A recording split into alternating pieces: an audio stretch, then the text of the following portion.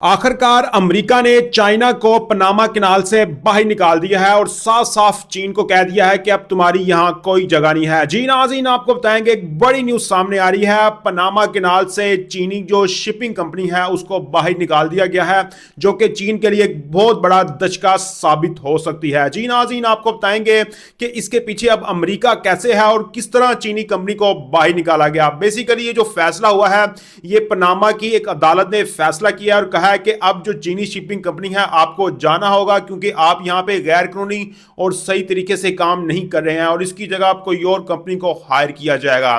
तो नाज़रीन, अब इसके पीछे जो है अमेरिका वो कैसे है। बेसिकली जब डोनाल्ड ट्रंप इक़्तिदार में आए थे तो स्टार्टिंग में उन्होंने एक अल्फाज कहे थे। उन्होंने कहा था कि जो चाइना है वो पनामा के अंदर अपना असर रसूख बढ़ा रहा है और जो चाइना है वो पनामा कैनाल के अंदर ज्यादा से ज्यादा शिपिंग करता है। तो जिसके बाद अमेरिका जो था वो डायरेक्ट तो चाइना को नहीं निकाल सकता था। इसने सबसे पहले पनामा के अंदर अपने फौजी अड्डा बनाने और अपनी फौज भेजने की कोशिश की और इजाजत मांगी, और बार बार कोशिशों के बाद इसे वहां पे इजाजत मिल गई और इसने अपनी फौज भेज दी। और अब अमेरिका ने पनामा की अदालत के साथ मिलकर यह फैसला जानबूझकर करवाया और चाइना को अब वहां से बाहर निकलवा दिया है, और वो भी अदालत के हुक्मनामे से। जिसके बाद चीन ने कहा है कि हम अपने शिपिंग कंपनी के जायज हकूक और अपनी चीनी कंपनी के कानूनी तहफ़्फ़ुज़ के इक़दाम की भरपूर कोशिश करेंगे, लेकिन ऐसा नहीं होने वाला है। अमेरिका ने वहां कब्जा कर लिया गया है। अब सवाल यह है कि अब चीन की जगह कौन सी कंपनी को वहां लाया जाएगा। बेसिकली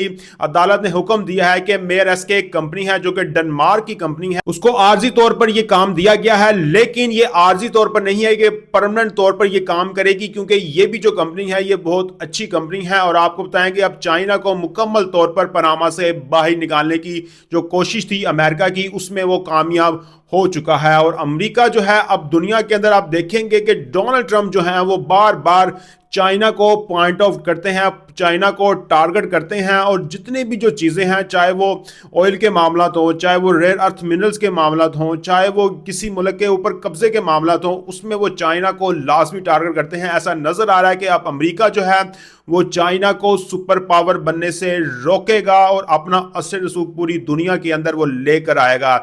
जिसमें से एक ये पनामा कैनाल वाला वाकया था, जो कि चाइना का एक बहुत बड़ा एक शिपिंग सिस्टम था। है नाज़रीन, आप किस पर क्या राय है? क्या चाइना जो है वो अमेरिका का मुकाबला कर पाएगा पूरी दुनिया के महाज पर? तो लाजमी कमेंट सेक्शन में बताएं। बहुत शुक्रिया।